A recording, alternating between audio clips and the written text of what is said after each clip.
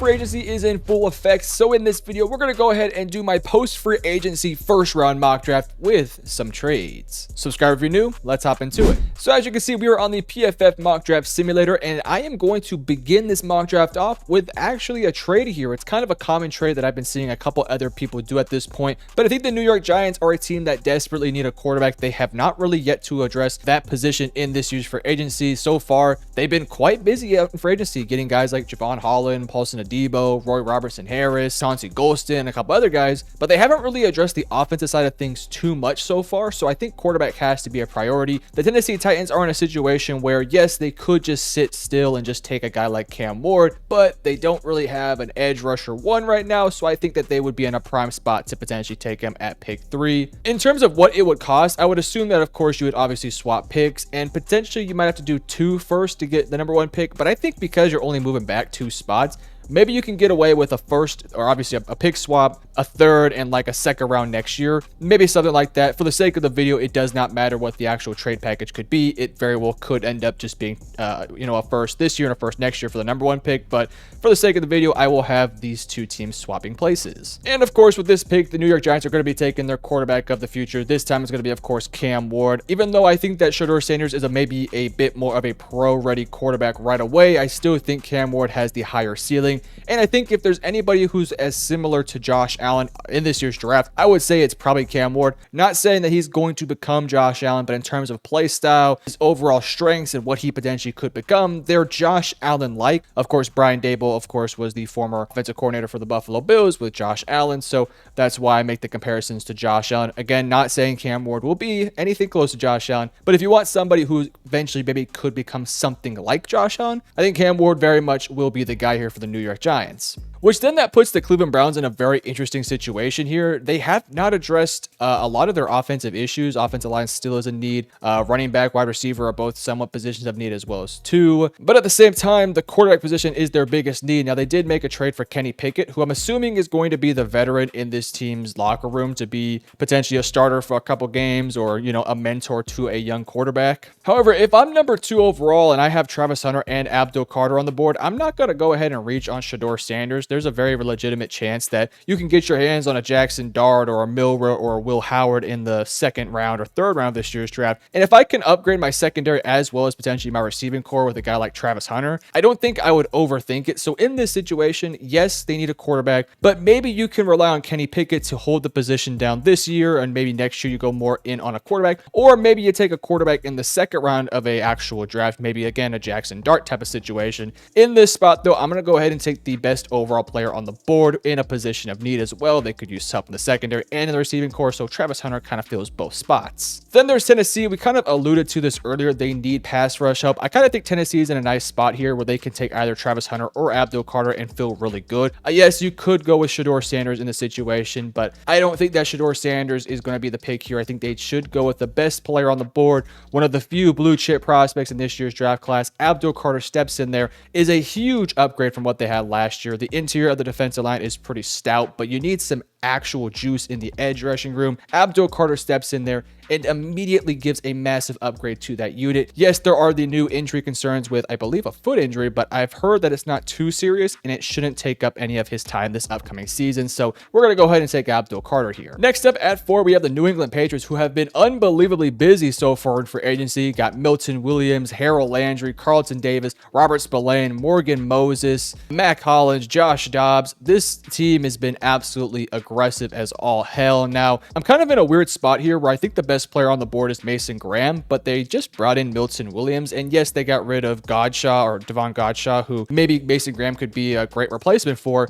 but at the same time, this offensive line still is not very good. You brought in Morgan Moses to play one of your tackle spots. You have Mike Onwenu. I think I'm tempted to go with Will Campbell because I think he has the flexibility to play both tackle and guard if need be. If I want a more traditional tackle, maybe I would go with Armand Bembu, but at the same time, I think Will Campbell is getting a bit of prospect fatigue right now. He's been a consensus top 10 pick, and now I'm seeing some people pushing him out of the top 5, top 10. So I'm not going to overthink it here. The Patriots could just really use somebody who can play any position on this offensive line. They need help at guard. They need help at tackle. I think Will Campbell could step in there and play any position. Just kind of have to figure out which one's going to work for him. So I think you take Will Campbell here and just don't overthink it. Then you have the Jacksonville Jaguars. I don't want to overcomplicate this one either. Yes, you could technically go with like a Will Johnson or Jahdae Barron to help out the secondary, but I feel like Jacksonville has to feel a little bit better about some of those positions because they did do some work in free agency. Now, I'll say this, they really focus on the offensive side of things. Patrick McCarry, Robert Hainsey,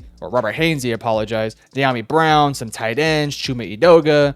You traded out Christian Kirk, so I guess receivers also in play here. Maybe you go Tetairoa McMillan, to be honest with you. But ultimately, though, you brought in De'Ami Brown. You brought in cornerback Jordan Lewis to kind of fill in that nickel role. I think you just take best player available in a position of need. They have not addressed the interior of the defensive line, so I think Mason Graham very well could be the pick here. I would consider Tetairoa McMillan as well here, but ultimately, I'm just going to go with Mason Graham. Then you have the Las Vegas Raiders, a team that have been unbelievably busy in the free agency market. Obviously, the biggest move they've made so far was getting their quarterback in Geno Smith. I think a second or third round pick for Geno is clearly a big time upgrade there. They brought in Alex Kappa, you brought in Jeremy Chin, you made a couple moves here and there, but the offense still remains very in need of weapons, both receiver and running back. And with Tetairoa McMillan and Ashton Jeanty on the board, I'm really picking between which one I think will be a better player at the NFL level. You do have some pieces in the receiving core, whereas this running back room is unbelievably bad. They haven't even signed a running back yet, so I think I'm going to go ahead and just take Ashton Jeanty here. Now, if Jeanty is off the board,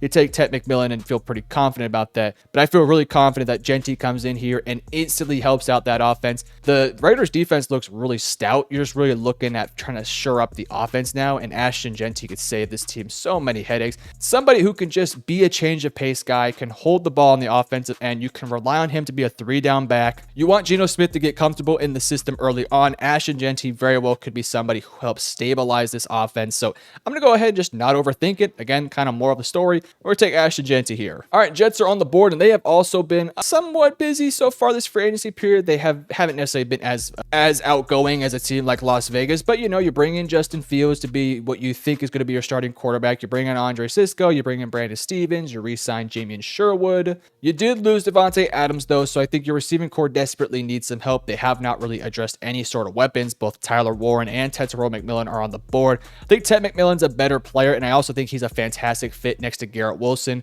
Garrett Wilson's somebody who has flexibility to play within the slot, play more of an X outside receiver. So with Tetairoa McMillan, you give him even more versatility. I think the fit is really solid there. And I think for Tetairoa McMillan, I don't know if I ever will view him as like a truly great wide receiver one, because that's an extremely difficult thing to do. There's not very many of those guys out there. But if you put him in a situation where he could be the number 2 option and play more of an outside role to a dominant slot guy, like a Garrett Wilson or a CeeDee Lamb or a Devontae Smith in this sort of situation. I think Tetairoa McMillan plays perfectly next to Garrett Wilson and gives Justin Fields a lot more weapons to work with. You really need to surround this guy with some pieces. You have Breece Hall, you have Wilson, you feel decent about the offensive line. Tetairoa McMillan steps in there and gives this offense a lot more juice. All right, then you have the Carolina Panthers on the board, and recently there's been a lot of hype about Jalen Walker being the pick here. However, I think I'm going to switch it up here. There's been a lot of, in my opinion, I don't want to say disrespect, but a lot of prospect fatigue about Will Johnson. I kind of feel like there's a little bit of prospect fatigue for a lot of the Michigan guys, both Mason Graham, Kenneth Grant, and Will Johnson. Will Johnson's a fantastic prospect. I think he gives you true CB1-like vibes. Yes, you have JC Horn, but who do you feel confident in outside of JC Horn? I don't know if they necessarily have the answer right now. And so far in free agency, the moral of what they've been trying to do is make this defense better. You bring in Trevon Moehrig, who I think is a fantastic safety, Bobby Brown, Tershawn Horton, you extend JC Horn. They have re-signed Michael Jackson, who is kind of a corner who could play opposite of JC Horn. But if I have a guy like Will Johnson available here, I just don't know if I overthink it. Yes, I could go with an edge rusher like Jalen Walker, and I think in an actual draft, maybe I would lean Jalen Walker, but I've been doing that pick a lot lately, so I think I'll switch it up here. I think Will Johnson gives this team a huge upgrade at the CB2 position. He also potentially could be your CB1 because JC Horn has proven to not be able to stay healthy consistently. So if there is some injury concerns, Will Johnson steps in, can be your CB1, and then Mike Jackson fills that CB2 role. Again, Jalen Walker very well well could be the pick here because he's a high upside pass rusher who can play both linebacker and edge. But I think Will Johnson gives you a higher upside player. So I'm ultimately going to go ahead and just take Will Johnson here to play opposite of JC Horn and really put together a nice little secondary. All right, the Saints are on the board, and they lost Paulson Adebo. They've actually made some moves, despite the fact this team has like no cap space. They keep restructuring contracts and doing all these things. Now, I do know that Shedeur Sanders is on the board, and there could be some conversation points there, but recent reports have come out that they're actually pretty confident in Derek Carr. So it does sound like he's ultimately going to be their quarterback next year, whether I agree or disagree.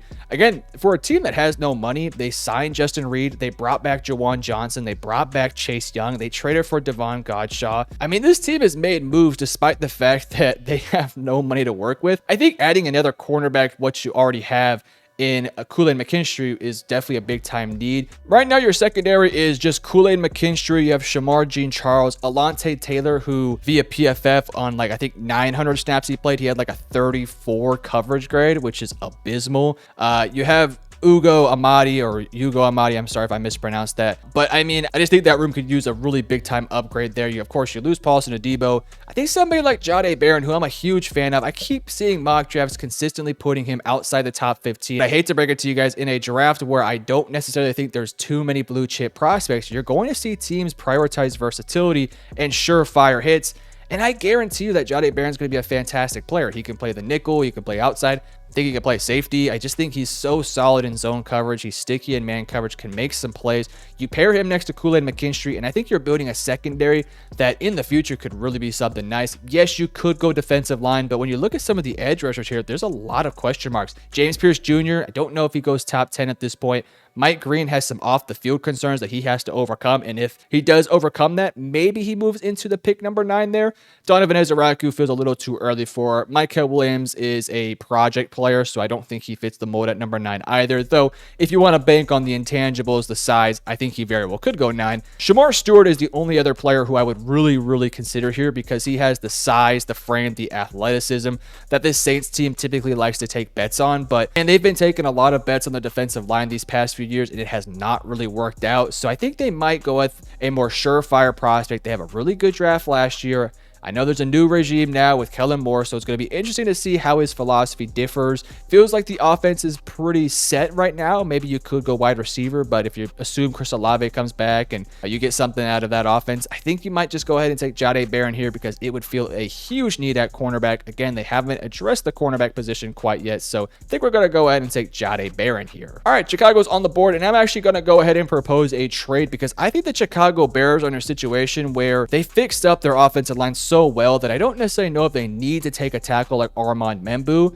Yes, you could go Tyler Warren, which I definitely would consider here, but I think there's a team in Indianapolis that very well could want to trade up here to actually get that guy in Tyler Warren. In terms of what it would cost, I think 14, 10, and maybe like 80 and 190. I don't know. I'm not going to say this is definitively what the trade will look like, but Indianapolis is going to try to trade up to get their tight end of the future in Tyler Warren. And if I'm the Chicago Bears, a team that really fixed a lot of my core issues, I feel like I could potentially wait to till pick 14 to take a guy who I actually want. So we're going to force this trade here. Indianapolis Colts are on the board, and they're going to take Tyler Warren. This is sort of the destiny pick at this point. It almost feels like it's almost a shoehorn at this point that the Colts are going to ultimately take a tight end. They've actually had I don't want to say an impressive offseason so far, but they've made a couple really nice moves here.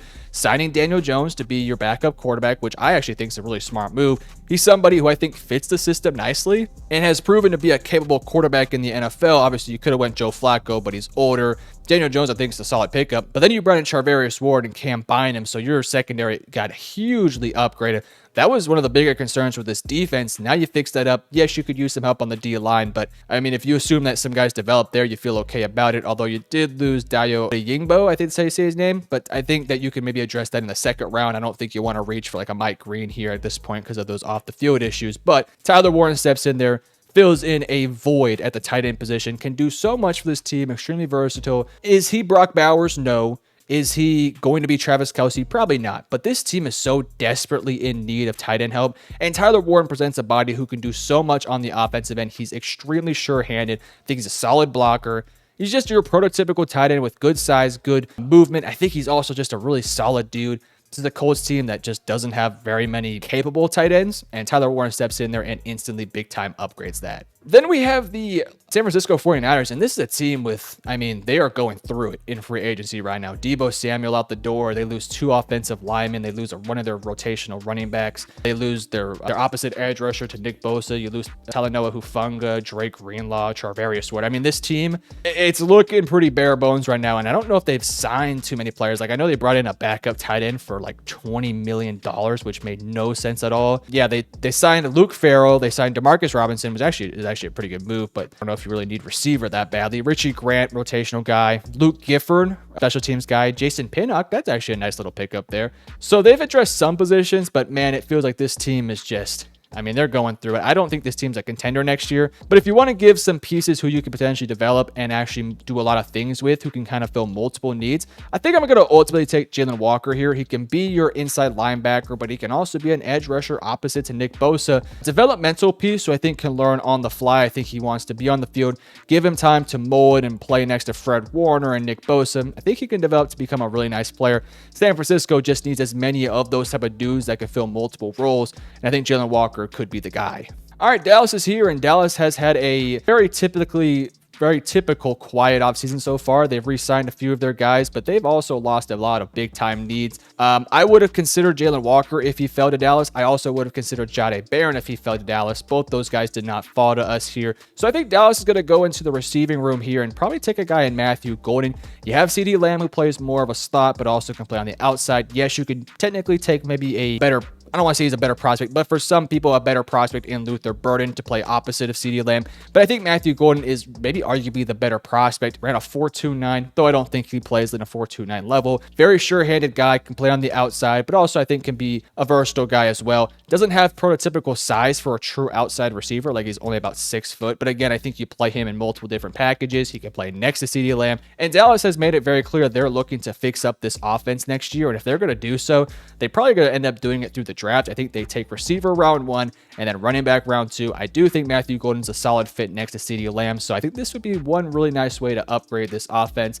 We'll see what they would ultimately do if this actually were the situation, though. All right, Dolphins are on the board, and they have been awfully quiet so far in free agency, kind of making some moves around the edges. They signed James Daniels, which is a big-time upgrade at the guard position. They bring in a couple of safeties, not necessarily anybody who you love, but I think Ashton Davis could potentially play a nice little role for them. Bring in good old Zach Wilson and Nick Westbrook-Akine. So they've made some moves around the edges to kind of give some depth bodies and maybe bring in a couple guys who can start for you here and there. But I think ultimately the offensive line is still a massive question mark. They could use both help in the interior and maybe a future tackle right now. So I think Armand Membu fits the mold perfectly. It's probably going to be a consistent pick here if he continues to fall to Miami. His overall size, mobility, just kind of fits the mold of what Miami's going to be looking to do as more of a team that likes to use their speed more so than physicality. But Armand Membu is big, strong, physical, and fast. So we're going to take Armand Membu here. So we're back up with Chicago, who initially traded down from pick 10 to pick 14. And that was because I actually wanted them to take Amarion Hampton here. I think Amarion Hampton is a fantastic player.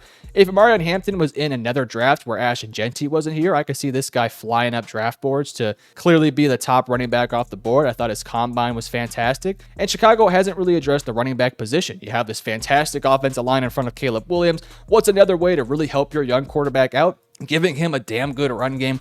We know how much Chicago is going to want to run the football with Ben Johnson. You lose out on Ashton Genty, but I don't think you overthink it. And I think you just go with Amarion Hampton here. Now, to anyone who says that this is a little bit too early for Amarion Hampton, maybe, but let's also not forget that Ben Johnson was a part of an organization that reached on Jahmyr Gibbs, and look how that panned out. Not saying Hampton's going to be as good as Gibbs, but I think he very well could end up being a really good player for this offense here. So we're going to give that team a running back to build around Caleb Williams. All right, Atlanta's on the board. They've made a couple moves around the edges to try to give this defense and offense a little bit of life, but this team still has a lot of big-time needs, and they just don't really have enough money to spend to bring in players. They signed Divine Diablo. They signed Leonard Floyd, which I think are some pretty solid moves. They also brought back Mike Hughes, but I still think this defensive line is a big area of need, whether it's a interior defensive lineman or an edge rusher. If I'm sitting here on the board, I think I can address kind of both positions here with Shamar Stewart. He's a big athletic freak. He doesn't have the productivity, as we all know, but I think the film is there that you feel confident that the productivity will come. Again, good size, good speed, good agility, good movement, very fluid hips.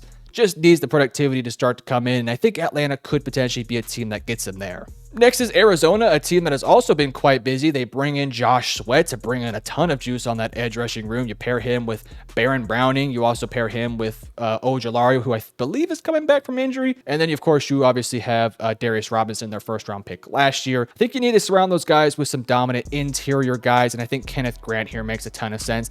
Again, this is a situation where maybe I could overthink it and take a Malachi Starks or take a Luther Burden to give that offense some more pieces, but I think you just need to continue to build the trenches up, and I think they understand that, so I'm mostly going to go ahead and just take Kenneth Grant here and just not overthink it. All right, Cincinnati is on the board here, and speaking of not overthinking it, this defense is they're just atrocious. Let's just keep it a buck. They've been busy, but it's been really just re-signing guys. They bring in Oren Burks, who I think could be a nice linebacker for them. They bring in TJ Slayton. But other than that, they're basically running back the exact same team, and that defense potentially is going to be losing Trey Hendrickson. And if that's the case, this defense is just going to be god-awful next year. So if you want to find a way to improve it in some ways, I think you take Micah Williams. Yes, Mike Green might have a higher upside, but there are some serious accusations against him that if we assume are false, I think he could go here, but it's a team that typically likes a little bit of a bigger styled edge rusher, not necessarily a slim guy like Mike Green or James Pierce. So I think Micah Williams fits the mold. He has some good tape, a very productive player at Georgia. He was playing injured last year, so I think there is a lot of upside here with this guy. I think he steps in there day one, helps out their run defense, but I think he has the potential to become a decent pass rusher at the NFL. Good size, fairly solid athlete, but I just think needs to work on some pass rush moves. And again,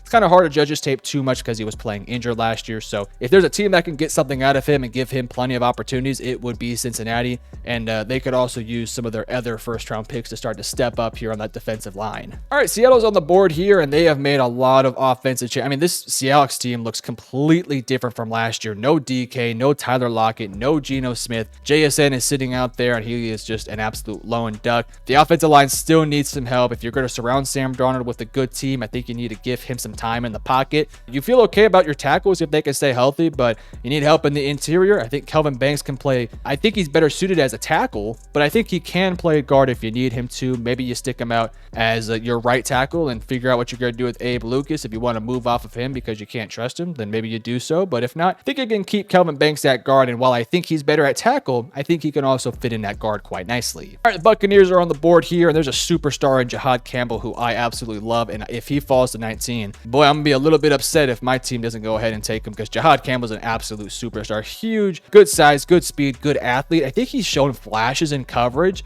Somebody who I think will probably play of an off-ball linebacker role, but man, if you want to put him as an edge rusher, I don't think you don't necessarily feel confident that he can become something there. Like, I think this guy could be a versatile piece who can get to the quarterback here and there while also playing off-ball linebacker. Good size to play both positions, a good athlete, great bend around the corner. This is a five-star guy who was actually coming out of high school as an edge rusher, but Bama was so stacked at the edge rushing room, they put him at linebacker, and this guy just, was fantastic for them. I think he would give this defense some much-needed juice. You bring back Levante David on a one-year deal, but this kind of feels like it's likely his last year there, so I don't think you want to run that tire to the ground here. So I think you maybe want to bring Jahad Campbell in to give that unit some help. All right, the Broncos are on the board here. They have been super aggressive in not even necessarily fixing their defense, but just making their defense that much better.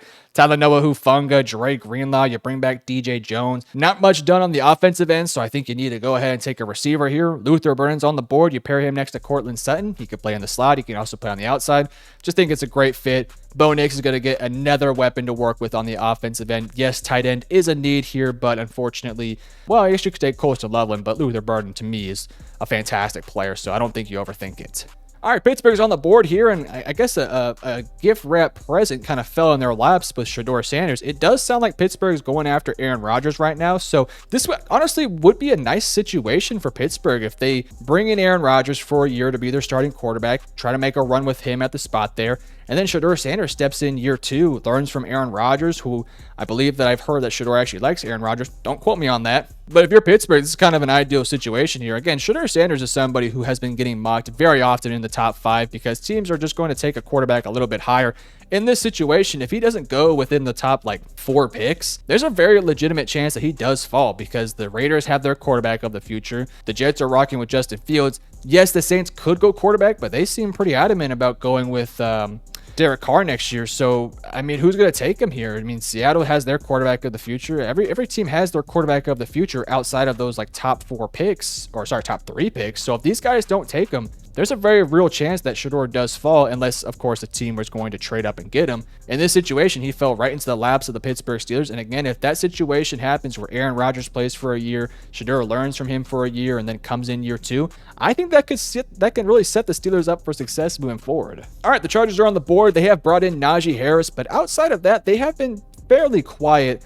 They brought back Khalil Mack. You lose Joey Bosa. You extend a few players. You sign a few players. They brought on Dante Jackson. But for the most part, a pretty quiet offseason for the Chargers so far, which I believe they had a lot of money going into this offseason. So I kind of feel like it's a little bit of a mistake to not be more aggressive, because this was a team last year that made it to the playoffs, and it felt like they were a few pieces away. And I like the move for Najee Harris, but I don't know. This team has been awfully quiet so far. So we'll see if they maybe ramp up the intensity, but they haven't really upgraded this roster too much. If anything, I'd argue maybe it's a worse version of what they were last year, but I mean, I guess we'll have to wait and see. Mike Green is here, and again, there are some very legitimate accusations against him right now, so that maybe could have him falling off the draft if that is not settled and figured out by the time we get there. If we assume that it's not actually going to amount to anything and he's going to be totally fine, I think Mike Green will probably be off the board at this point. But in a hypothetical situation where this is to occur and edge rushers are going to fall, I could see Mike Green falling here to the LA Chargers and having somebody who can learn from Khalil Mack and play opposite of him next year.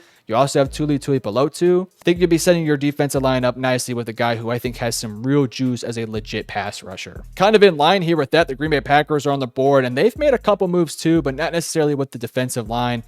They've been, I don't want to say quiet, but it hasn't been as loud as other teams. They so far have made a few moves, but like they brought in Aaron Banks, they brought in Nate Hobbs, but that's really it. They've kind of been a little bit quiet so far. You still need help in the edge rushing room. I still feel like their needs are very much the same as they have been, though I do like the moves they've made. The Aaron Banks one's kind of interesting because I'm assuming you're moving your left guard to center now, and then I guess that's your offensive line, so they'll have to figure that out. James Pierce Jr. is on the board. I think he gives you some juice as a pass rusher in terms of a speed rusher. Needs to work. All right, the Minnesota Vikings are here, and they've had quite the offseason so far. You lose a lot of your quarterbacks, and obviously you've, of course, have J.J. McCarthy, but outside of losing your starting quarterback in Sam Darnold, you bring in Will Fries, you bring in Ryan Kelly. Your offensive line looks a lot better, by the way. You bring in Javon Hargrave, you bring in Jonathan Allen, you re-sign Byron Murphy, you re-sign Aaron Jones, you sign Theo Jackson. So I think this team is looking a little bit better than last year. I still think there are some positional issues they need to look to address, and I think one of those could potentially be safety. And if that's the case, Malachi Starks falls right to you. You could also take Nicky Monwari, but I think Malachi Starks gives you a bit more flexibility to play either strong or free. He's also a bit more of a ball hawk, and I think he probably fits the style a tad bit more of Minnesota, though I can also see in a world where Nicky Monwari also does fill the role there.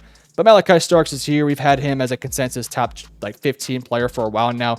Has started to fall down boards a little bit, but I just don't think you overthink it. So we'll take Malachi Starks here. Then you have the Houston Texans. This is a team to me that is one of the biggest losers of the offseason. They have been unbelievably busy. In fact, I think they've maybe been the most busy team so far, but they've made some really questionable decisions. I like some of the moves they made. I like the Christian Kirk move. I like the CJ Gardner-Johnson move, bringing back Derek Barnett, bringing in Justin Watson. Like, they've made some good moves. The Laramie Tunsil trade just makes no sense to me. Like, this offensive line sucks, dude. It's bad. So I think you look to have to address that with a young player in Josh Simmons, who, Ohio State guy. I don't know if he's ever played with CJ Stroud. I don't know if their time ever overlapped. I would assume it has, or I'm not sure if he was a starter at that point, but you could tell me in the comment section below. Obviously, injured last year, but when he's been healthy, he's been a fantastic player, can play tackle, can also move inside to play guard, but I think they would need him to play tackle now. I don't understand that Laramie Tunsil move at all. He's a fantastic tackle, and you just got off of him for some draft picks. Maybe you just didn't want to pay him in the future. I don't know. Josh Simmons steps in and instantly is going to have to play a huge role for that offense. 26 is here, and the LA Rams have had an awesome offseason so far. You keep Matthew Stafford in-house, which was a huge concern for me, but they find a way to bring him back. Then you get Poona Ford. You bring in a new center in Coleman Shelton, who has some familiarity with that offense. You bring back Stafford. You bring back Alaric Jackson. You bring back Tutu Atwell. Then you get the big ticket guy in Devontae Adams. They still have Cooper Kupp, by the way, but it's being rumored that they're probably going to trade him or cut him, so that's unfortunate. There's a lot of ways they can go right now in the draft. I think they could potentially reach on a corner like Trey Amos. That's definitely in play here. But man, when there's a prospect like Colston Loveland on the board, I know you brought in Devontae Adams. I know you have Puka Nacua. But man, if you want to just supercharge this offense that much more, bringing in Colston Loveland and giving Matthew Stafford just 3 incredibly solid receiving threats, not to mention Tutu Atwell is also there. And the rookie they took from Texas last year also showed some flashes. I'm going to go Colston Loveland here and just give this offense that much more juice. 27 is the Baltimore Ravens. They brought back Ronnie Stanley, but they lose Patrick McCarry. For the most part, pretty quiet offseason so far for the Baltimore Ravens. Kind of checks out. They don't really have a ton of money, but they did bring in DeAndre Hopkins on a 1-year deal. That could give them a nice little trio of receivers there. In this spot, though, I think you have to probably go interior offensive lineman to fill in the role of Patrick McCarry. It's going to be a big loss because he's a very versatile guy who can do a lot of things for you.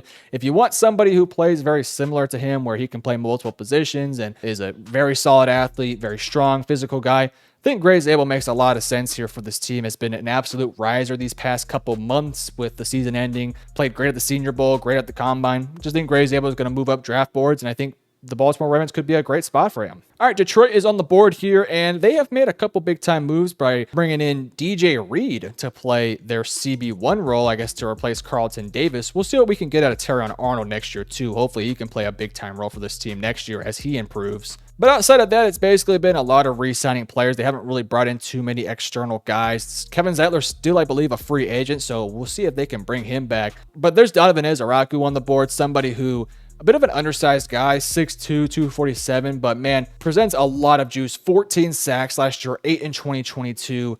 18.2% pass rush win rate. Outside of Aiden Hutchinson, don't feel too confident about anybody there. You dropped Zadarius Smith, so you don't have that guy moving into next year. You need somebody next to Aiden Hutchinson. Aiden Hutchinson's coming off a broken leg. So who even knows if he comes back to 99% of what he typically is. He might be a little bit limited next year, so you have to find some juice opposite to him. I know you have a couple bodies you feel okay about, but the defensive line feels like it's getting a smidge worse, and I think Donovan Ezaraku could counteract that by giving them some legit disruption and some legit juice on that defensive line. So we're going to go ahead and take Donovan Ezaraku here. All right, then I have Washington, and this is such an interesting pick. There's 2 players who I'm seriously considering here. Number 1 is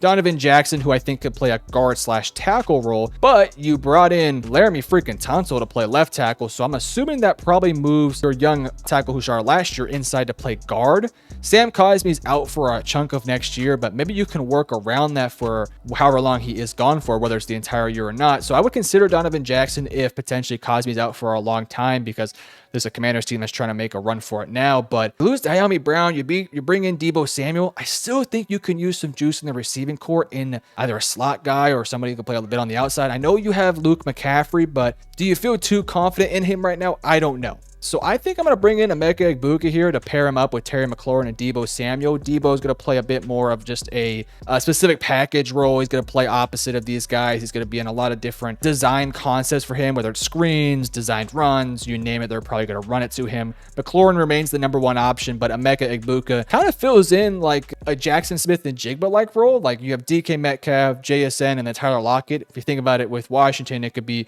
DK's McLaurin, who's more of your outside receiver that makes big plays. Then JSN will be Emeka Egbuka. Again, I know there's a Ohio State connection here, but they kind of play similar, where he plays a bit more in the slot, but can also play on the outside a little bit, more of an underneath worker who can also do some things in the middle of the field. And then you have Lockett, who's probably the most different from Deebo, but could be a gadget guy, can be used in screens, can make some big plays.